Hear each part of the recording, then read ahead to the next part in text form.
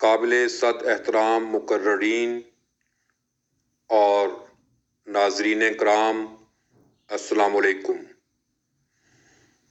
میں سب سے پہلے پاکستان عوامی سوسائٹی کویت کا شکر گزار ہوں، خاص طور پر جعفر سمدانی صاحب کا،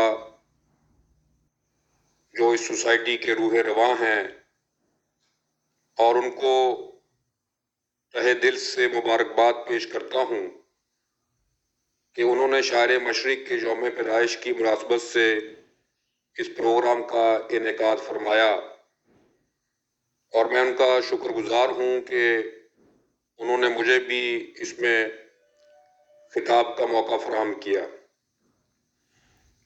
جہاں تک موضوع کا تعلق ہے تو یہ کہنا بجا ہوگا کہ ہماری پوری شعری تاریخ میں اقبال ہی ایک ایسا شاعر نظر آتا ہے جس کے ہاں ہمہ جہت اور عمیق سائنسی شعور پایا جاتا ہے۔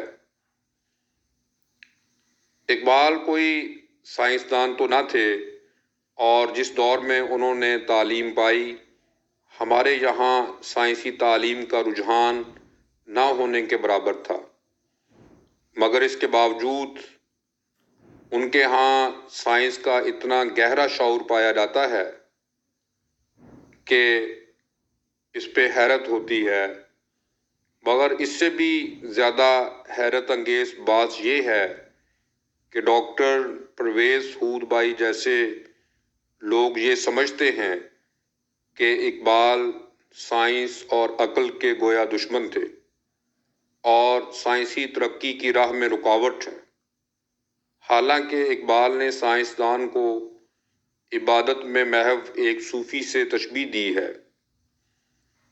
اور یہ سب جانتے ہیں کہ جیسا خراج تحسین اقبال نے اپنی نظم آئنسٹائن میں اس سائنسدان کو پیش کیا ہے، ایسا کسی اور شاعر نے نہیں کیا۔ اقبال کو ہم سائنسی مفکر کہہ سکتے ہیں یا سائنسی فلسفے کے ماہر کے طور پہ پیش کر سکتے ہیں۔ اقبال ایسے مفکر ہیں جو سائنسی منہاج اور سائنسی استدلال پہ یقین رکھتے ہیں۔ وہ اپنے عہد کے سائنسی نظریات و ایجادات سے کما حق ہو آگاہی رکھتے ہیں۔ انہوں نے اپنی شاعری اور نثری تحریروں میں عمومی طور پر سائنس کی تحسین کی ہے، بلکہ اپنے فلسفیانہ افکار و نظریات کی تشکیل میں سائنسی نظریات سے بھی مدد لی ہے۔ انہوں نے اپنے خطبات میں اسلامی فکر کی جدید سائنسی نظریات کی روشنی میں تشکیل نو کرنے کی سعی کی ہے اور حسی ادراک پر زور دیا ہے۔ اقبال اگرچہ حسی ادراک کو ایک اہم ذریعہ علم کے طور پر تسلیم کرتے ہیں، مگر وہ دیگر برتر ذرائع مثلاً وحی، وجدان اور صوفیانہ واردات کی بھی بھرپور تائید کرتے ہیں۔ اقبال کو ان معنوں میں ایک سائنسی مفکر کہنا درست ہوگا کہ وہ فلسفیانہ طریقہ کار اور سائنسی طریقہ کار کی ہم آہنگی پر زور دیتے ہیں، اور سائنسی نظریات کا اطلاق فلسفے پر کرتے ہیں۔ سائنس کے حوالے سے اقبال کا نقطہ نظر امتزاجی اور کلی ہے۔ وہ تعقل اور تجربیت کی یکجائی کے قائل نظر آتے ہیں۔ فکر اقبال عینیت پسندی اور حقیقت پسندی یعنی ریئلزم کے امتزاج اور ہم آہنگی سے تشکیل پاتی ہے۔ اقبال ایک طرف سائنسی فلسفیوں مثلاً وائٹ ہیڈ، ایڈنگٹن، برٹرینڈ رسل، ہالڈین اور ویلڈن کار وغیرہ کے ہم خیال نظر آتے ہیں جو سائنسی نظریات کا اطلاق فلسفے پر کرتے ہیں، اور دوسری طرف وہ ان فلسفیوں کی تائید بھی کرتے ہیں جو محض تجربیت یعنی ایمپیریسزم کو کافی نہیں سمجھتے اور اس سے برتر ذرائع علم کی ضرورت کو اہم تصور کرتے ہیں۔ سائنسی مشاہدے کی بنیاد حسی ادراک پر ہے۔ اقبال بھی حسی ادراک کو ایک اہم ذریعہ علم تصور کرتے ہیں۔ ان کے نزدیک زندگی کا ارتقاء اس تعلق پر منحصر ہے جو اس نے خارجی حقائق و واقعات سے استوار کر رکھا ہے۔ وہ سمجھتے ہیں کہ خارجی حقیقت کے ساتھ انسان کی استواری دراصل سائنسی علم ہی کی بدولت ہے۔ ان کے نزدیک عام طور پر علم کی ابتدا حسی ادراک سے ہی ہوتی ہے، جس کی تکمیل فہم اور وجدان کے ذریعے ممکن ہوتی ہے۔ اقبال نے کلاسیکل یونانی فلسفے کی بجائے جدید فلسفے سے زیادہ استفادہ کیا ہے اور اس پیراڈائم شفٹ کو سراہا ہے جو 19ویں صدی سے 20ویں صدی میں برپا ہو رہی تھی۔ وہ یونانی فلسفے پر اسی لیے تنقید و تنقیص کرتے ہیں کہ یہ مقرون کی بجائے مجرد یعنی کہ کنکریٹ کی بجائے ایبسٹریکٹ کو اولیت دیتا ہے۔ کانٹ کے بعد کا زیادہ تر جدید فلسفہ تجربیت پر اصرار کرتا ہے اور اقبال اس فلسفے کی تائید کرتے ہیں کیونکہ وہ اسے اسلام کی روح کے قریب پاتے ہیں۔ انہوں نے خطبات میں ایسی متعدد قرآنی آیات پیش کی ہیں جن میں کائنات کے مشاہدے پر زور دیا گیا ہے۔ اقبال داخلیت اور خارجیت دونوں کو ایک دوسرے کے لیے لازم و ملزوم سمجھتے ہیں۔ وہ مجرد فلسفہ اور تعقل پسندی کو زیادہ اہم نہیں سمجھتے۔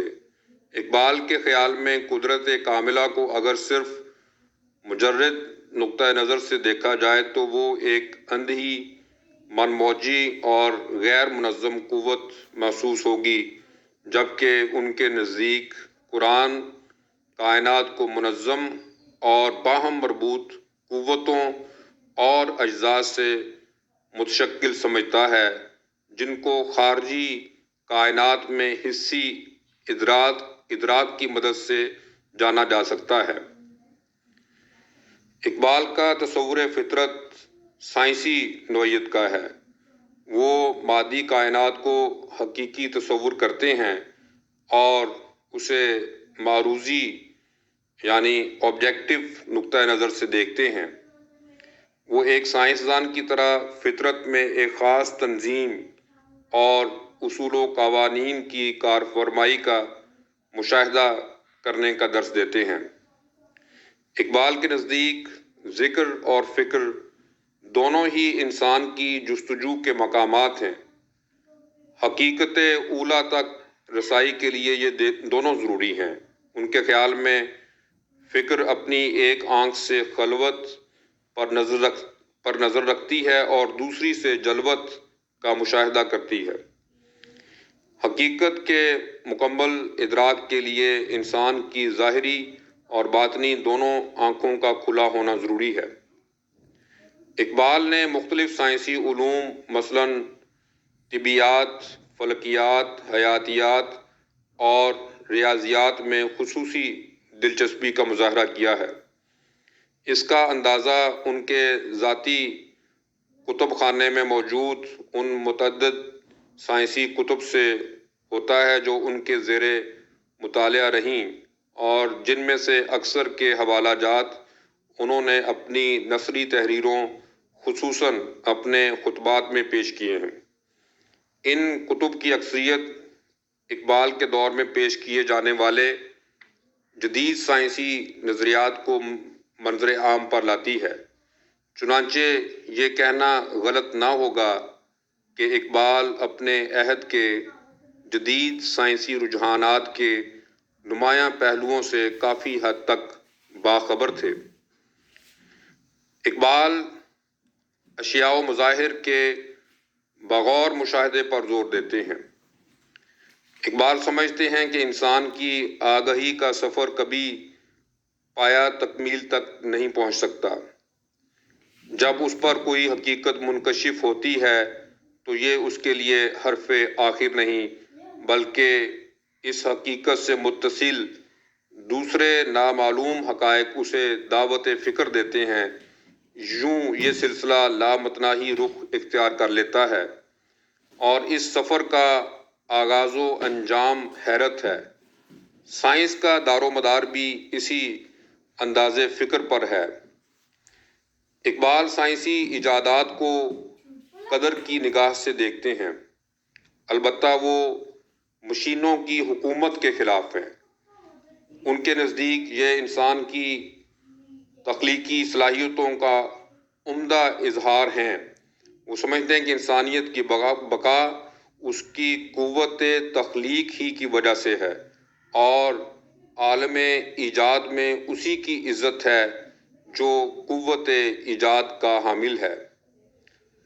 دراصل اقبال تخلیق کو تقلید پر ترجیح دیتے ہیں، چنانچہ زندگی کے حوالے سے ان کا نقطۂ نظر جو ہے وہ ڈوگمیٹک نہیں ہے بلکہ سائنسی طرز فکر سے زیادہ قریب ہے۔ تو اقبال نے اپنے خطبات میں بہت سے سائنسدانوں کے نظریات کو پیش کیا ہے اور انہیں سراہا بھی ہے اور ان کو تنقیدی نظر سے بھی دیکھا ہے، جن میں Einstein, Newton, Max Planck, Heisenberg جیسے سائنسدان بھی شامل ہیں۔ تو آئنسٹائن کی طرح اقبال بھی وقت کو ایک نامیاتی کل تصور کرتے ہیں، یعنی اسے ماضی، حال اور مستقبل میں تقسیم کرنا کوئی معنی نہیں رکھتا۔ اقبال ہائزنبرگ کے تصور لا تعین کی باحثیت مجموعی تائید کرتے ہیں۔ وہ ہائزنبرگ کی طرح قوانین فطرت میں میکان کی جبریت کی نفی کرتے ہیں۔ وہ اس کے اس تصور کی تائید کرتے ہیں کہ کائناتی نظام میں ہمیشہ یکسانیت نہیں پائی جاتی بلکہ بعض اوقات اس میں خود رویت بھی وقوع پذیر ہوتی ہے۔ اقبال آئنسٹائن کے نظریہ اضافیت کو بہت اچھی طرح سمجھتے تھے اور یہاں میں ڈاکٹر محمد سلیم کا یہ بیان پیش کرنا چاہتا ہوں کہ یہ حیرت انگیز ہے کہ اقبال ریاضی کے باقاعدہ علم کے بغیر بھی آئنسٹائن کے نظریہ اضافیت کو بہت گہرائی میں جا کر سمجھتے تھے اور اس پر انہوں نے تنقید بھی کی۔ اقبال کائناتی امکانات کے لامحدود ہونے کے نظریے کو بھی تسلیم کرتے ہیں جو کہ جدید نظریہ ہے اور وہ بہت سی کائناتوں کا تصور بھی پیش کرتے ہیں۔ ان کے خیال میں کائنات کی جو حیت ہے یا اس کی جو تقدیر ہے وہ فکسڈ نہیں ہے بلکہ کائنات کی جو وسعت ہے وہ لا انتہا ہے، اس کی تقدیرات لا انتہا ہیں اور اس کائنات کے علاوہ اور بھی بہت سی کائناتیں ہیں۔ تو علامہ اقبال کائنات کے مسلسل پھیلاؤ کے سائنسی نظریے کی بھی تائید کرتے ہیں۔ انہوں نے یونانیوں کی بند کائنات کے مقابل ہر دم تخلیق ہوتی ہوئی کائنات کے تصور کو سراہا ہے۔ جدید فزکس بھی اسی تصور کی توثیق کرتی ہے۔ میں اسی پر اجازت چاہوں گا۔ بہت شکریہ۔